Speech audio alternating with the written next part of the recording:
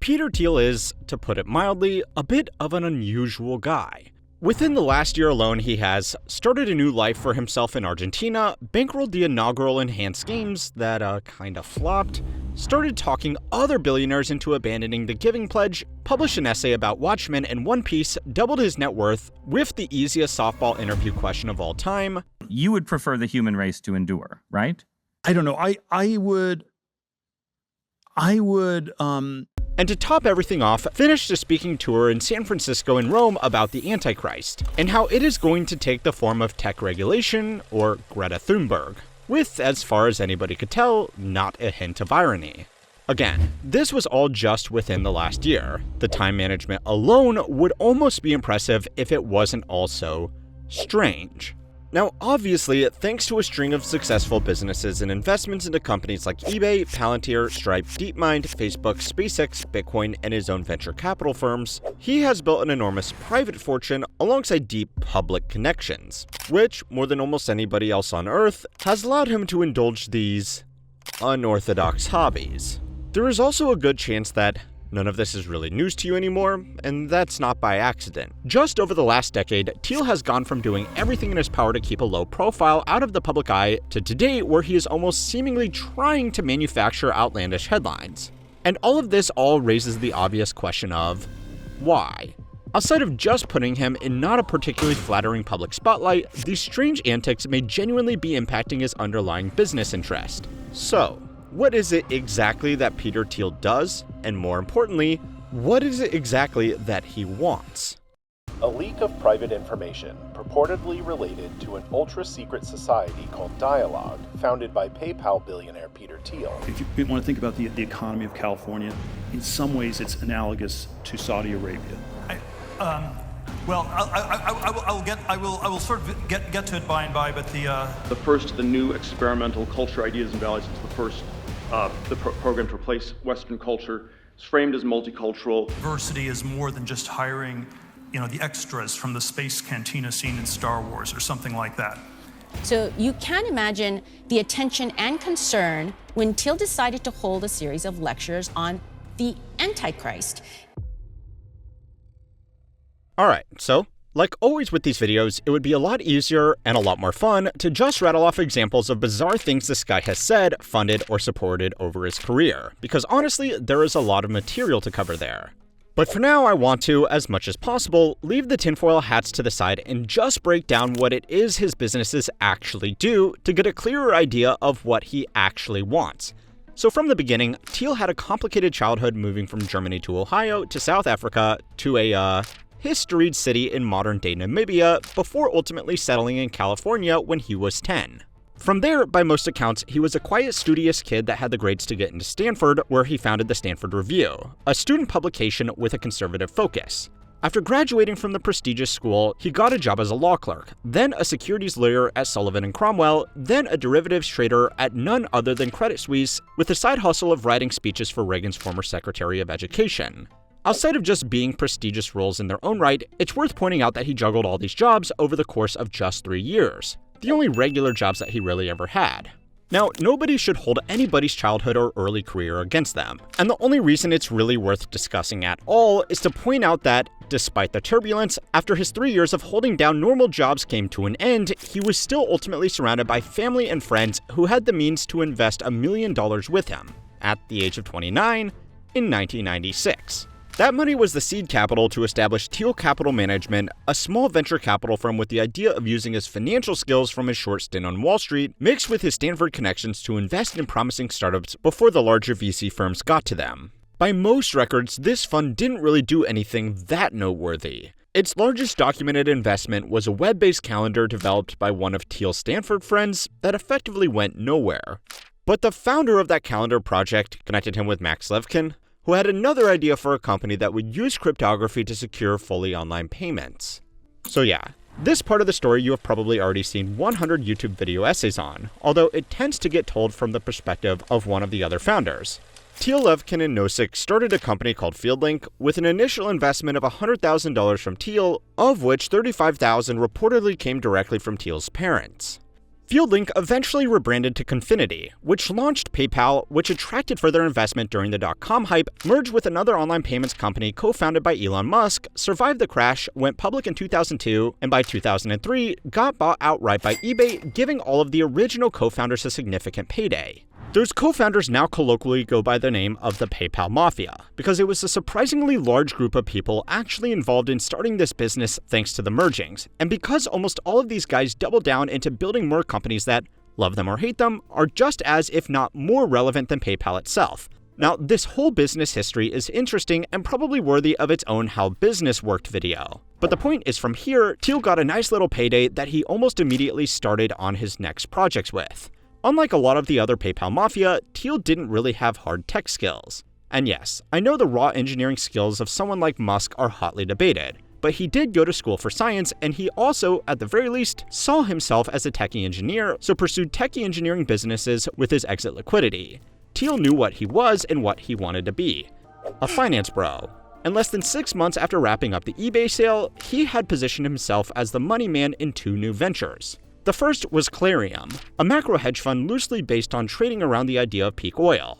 This actually did pretty well in the run-up to 2008, and at its peak had around $8 billion in assets under management, making him one of the largest hedge fund managers in the world at the time. It didn't fare so well following the global financial crisis though, and a combination of bad bets plus investors pulling their money out to shore up their own businesses meant that the fund shut down in 2011. Although a standard management and performance fee structure still probably made Thiel a decent amount of money while it existed. Now, at almost exactly the same time he was setting up his hedge fund, he also co-founded Palantir Technologies. The original thesis behind this business was that PayPal actually had really good fraud detection, and it did that by harvesting big data and processing it with well-engineered algorithms, so in the early 2000s, he thought the same kind of big data processing could be expanded to combat, well, basically everything. About 15 months after starting these 2 businesses, he also made a $500,000 angel investment into an up-and-coming social network called The Facebook, in addition to buying Zuckerberg a car and providing him personal mentorship. As if he didn't have enough on his plate, less than a year later, he launched Founders Fund alongside 2 fellow PayPal co-founders and Sean Parker, better known as Justin Timberlake from that movie. This was a venture capital firm that invests in early-stage companies, waits for them to grow, and then cashes out at a higher price. So yeah, as far as the villain origin story goes, this was, all things considered, pretty boring. He had a wealthy family that funded a startup that got lucky, and then reinvested those early winnings into a venture capital firm to recompound his wealth. Throw a rock at a San Francisco TED Talk, and you will hit 20 people with effectively the same backstory. Also, for what it's worth, hot take alert here, but a lot of his early investments were based on some pretty decent ideas. Founders Fund in particular was launched with a manifesto, which is not a great sign, but it did make a good point, which is that tech investment had become too focused on things that could be flipped for a quick profit, rather than building genuinely innovative new technologies.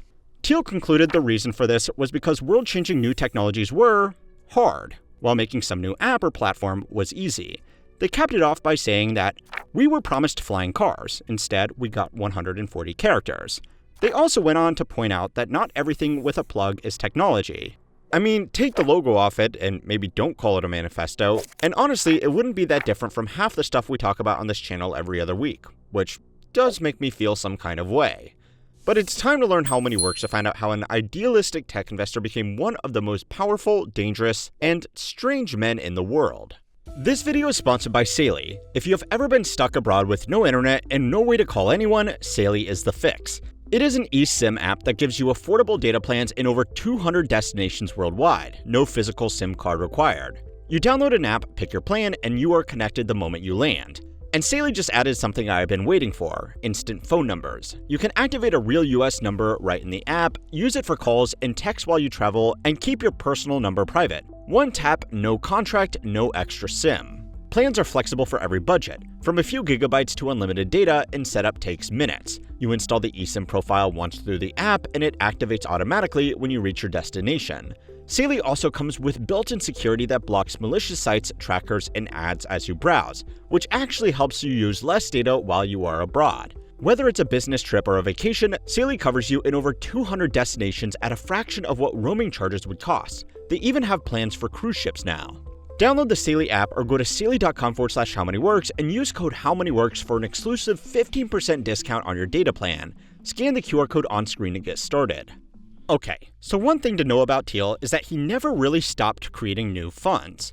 There are serial entrepreneurs that normally have some kind of early success and then go on to spend their entire career founding new businesses over and over again. And there are venture capitalists that fund those new businesses. But Thiel sort of became a serial venture capitalist, creating a long list of funds to invest into businesses based on different ideas he had. Now, none of these are public because they don't need to be. But of the ones we know about, there are at least a dozen venture capital firms and other investment vehicles that he has co-founded with various people specializing in different areas of tech. After his hedge fund closed down in 2011, he started Mithril Capital to invest in more mature companies, relaunched Thiel Capital as a family office to manage his other investments, and co-founded the America's Frontier Fund alongside Eric Schmidt, the former Google CEO. He has made co-investments into everything from a hedge fund run by Joshua Kushner, Jared's little brother, to a crypto investment fund alongside Mark Cuban, a communications company alongside Jeffrey Epstein, and he was also one of the early investors into Reddit alongside Sam Altman, Jared Leto, and Snoop Dogg. He also started Valor Ventures, a VC firm focused on companies outside of Silicon Valley, Crescendo Equity Partners, a private equity firm focused on Asian markets that he started alongside his husband, Matt Danziesen, and then so many Rivendell companies. Basically, if he needs a shell company, he just calls it Rivendell something. That includes his personal Roth IRA fund, which he used to make early investments into Palantir and Facebook, and which he grew from a $1,700 contribution in early 1999 to roughly $5 billion inside of a tax-sheltered vehicle that was designed for middle-class retirement savings. So the lesson from all of this is that his business ever since exiting PayPal has really just been having money and having the right connections to scale companies along to the next buyer.